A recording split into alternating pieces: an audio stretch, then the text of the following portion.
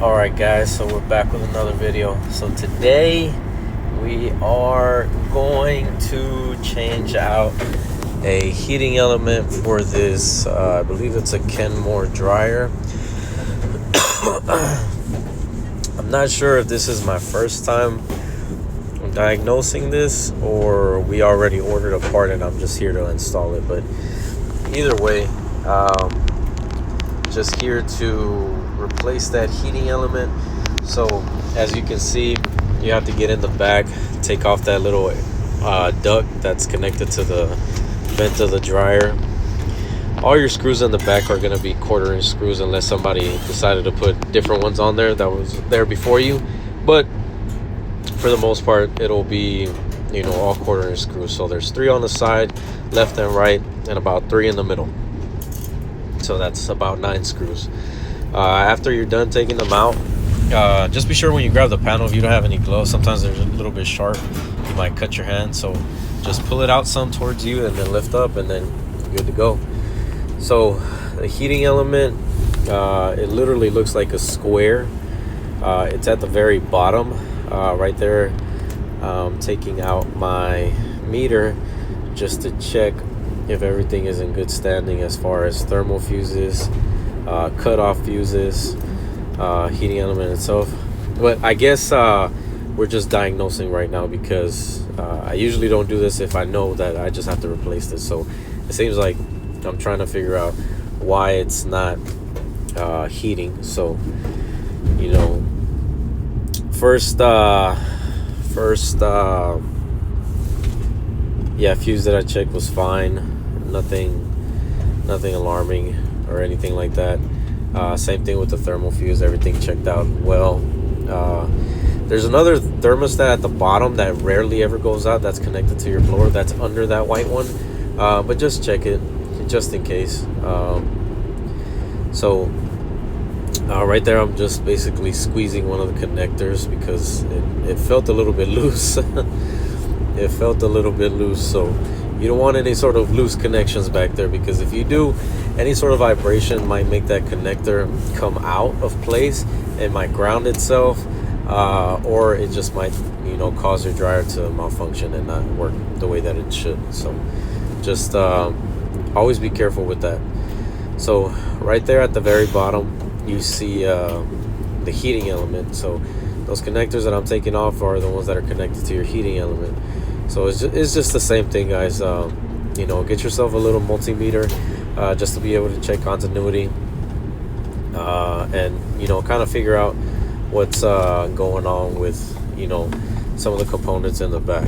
So it's always good to have these certain tools with you, even if you are not as well versed in this universe of appliance work. It's always good to have these extra tools.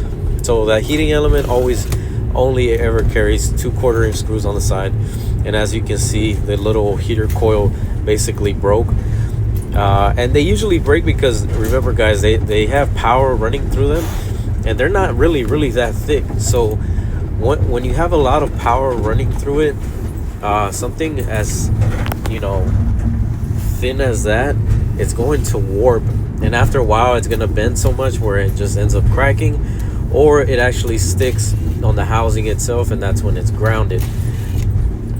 And when it's grounded, sometimes what will tend to happen is that, one, it might not even turn on, or you'll hear a spark, or you get the worst ones that are still actually working and running, but everything is just basically going to overheat, and those are a little bit dangerous because those can actually start a fire. So right there, just, you know, disconnect everything. Get you your new heating element, and always just, you know, secure your connectors. But right there, it seems like some of them were either a little bit crispy, so I have to basically replace them and put on some new connectors. So right there, you got your, you know, wire cutters. Like I said, it's always good to have tools, even if you don't use them as often. It's better to have them than not to. Those are really all tools from Harbor Freight. Harbor Freight is a real affordable tool store where you can find good quality tools. They're cheap and affordable, but they last you a good while if you take care of them. So, you know, there's your new little connector head. You're gonna splice it back on. Be sure you secure it, because you don't want to have any sort of loose wiring. So just always be careful. And like I said, guys, just if you are not experienced in any of this, these videos are here to help you. And what I always tell anyone that I'm conversing with at my job that might be new, I'm like, dude, use your phone as far as taking pictures, recording stuff, because it's always good to have a reference point as far as checking your work and checking how you started. Because if you have that, then you have an idea on how to put everything back together, and that's really the main thing. So just use what you have to your advantage. And also, if you have these sort of burnt connectors on anything that you might be reconnecting, just be sure that you always use electrical tape and secure it, because